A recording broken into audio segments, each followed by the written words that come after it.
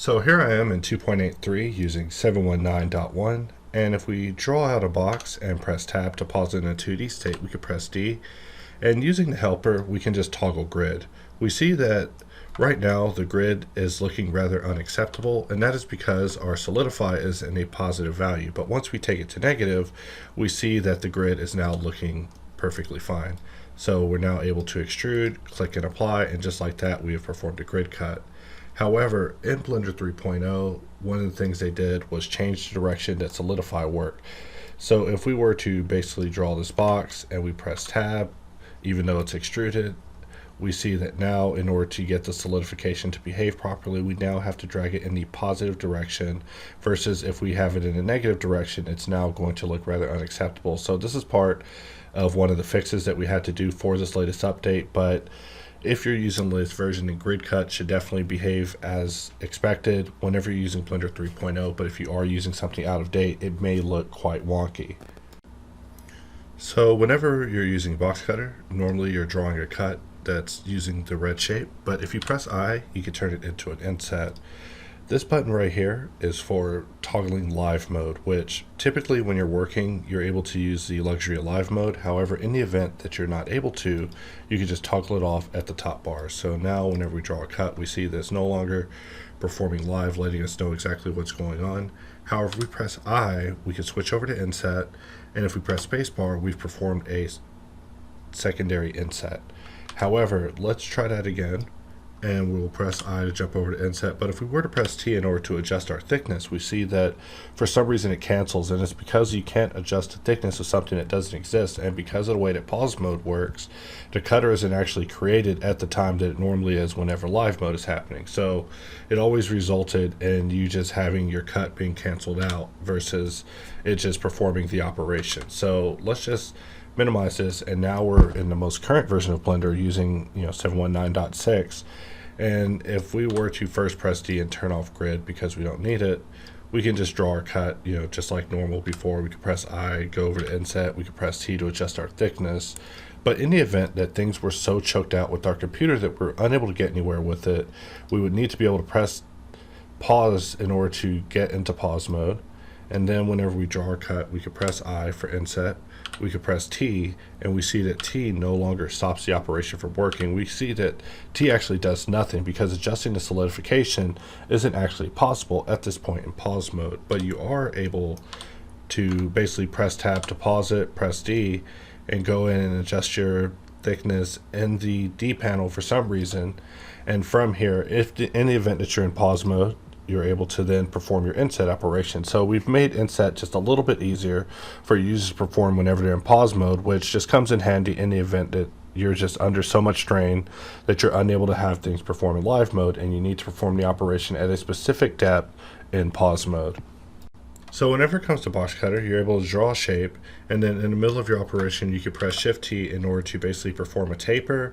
Alternatively, you can pause it, and just by shift dragging the extrusion dot, you can also adjust your taper in the middle of your drawing in the event that you just want to taper it on the fly in addition to adjust your extrusion amount.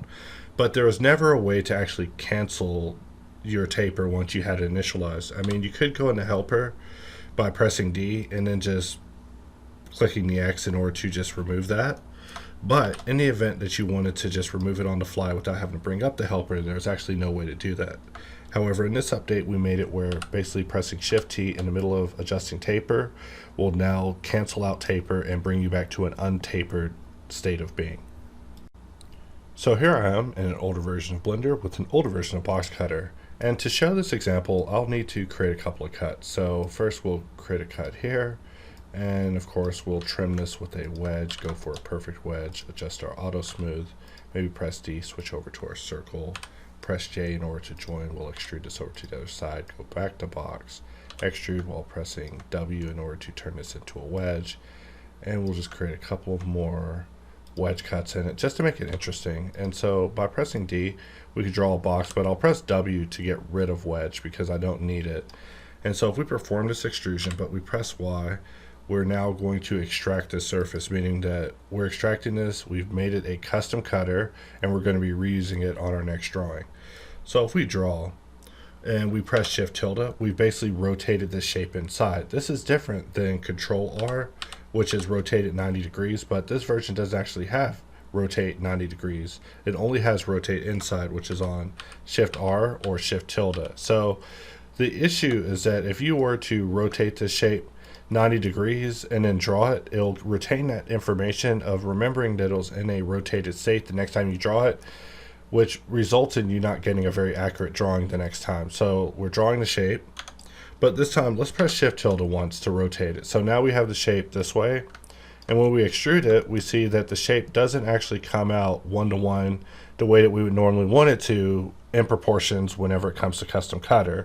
And the worst part is that the subsequent draw also has this as the state. So that means the next time you draw it, it will also come down in a non-one-to-one state looking terrible, and you draw it again, it keeps coming down in a non-one-to-one state, and there's no way to actually get it out of this rotated inside state unless you're aware to pause this shape and press Shift tilde, which I feel is a little bit of a gotcha. So this is something that I want to see resolved inside of Boxcutter. So now let us bring up our most current version, and we're just going to set up that scenario again and then discuss it. So I'm just going to cut a box. We'll draw another box, but this time we'll wedge it. We'll wedge this area too. We see that our wedge is set to 0.5. We'll set that back to 1 just so things are logical with our wedge. And let's switch over to circle, and we're just going to jump off of this area and just extrude it to the other side. And let's switch back over to box. And I'm just drawing shapes, pressing W to turn them into wedges. I shouldn't even hold Control to get a perfect wedge anymore based off of what I talked about previously, but you know, old habits, right? So we're just going to extrude this, or extract this, sorry. We'll extract this, press Y, grab this, and we'll repeat it here. And if we press Shift tilde, we see that we're now drawing this out in a inside rotated 90-degree way. So that means that it's not actually precise with the way that we extracted it, which is kind of problematic. But with a boxier shape, you wouldn't mind repeating it like this and actually rotating it inside of its bounds. But with circular shapes, this is definitely more of a pain in the neck, which is why I'm precisely showing it with a circular shape at this time. So let us just draw this shape.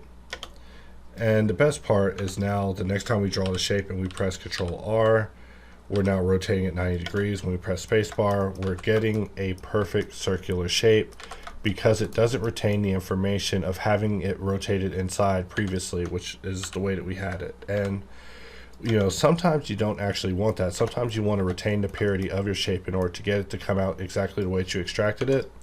So sometimes if a user gets confused with that, it could get a little bit problematic, especially if you drew one shape that was incorrect, you performed an undo, and then from there, when you attempted to draw it again, you would just use rotate. Then you would be able to actually get the shape to come out exactly the way that you wanted it to, instead of having to go through all that rigmarole of remembering to press Shift tilde or Shift R to rotate the shape inside back the way that it was supposed to be.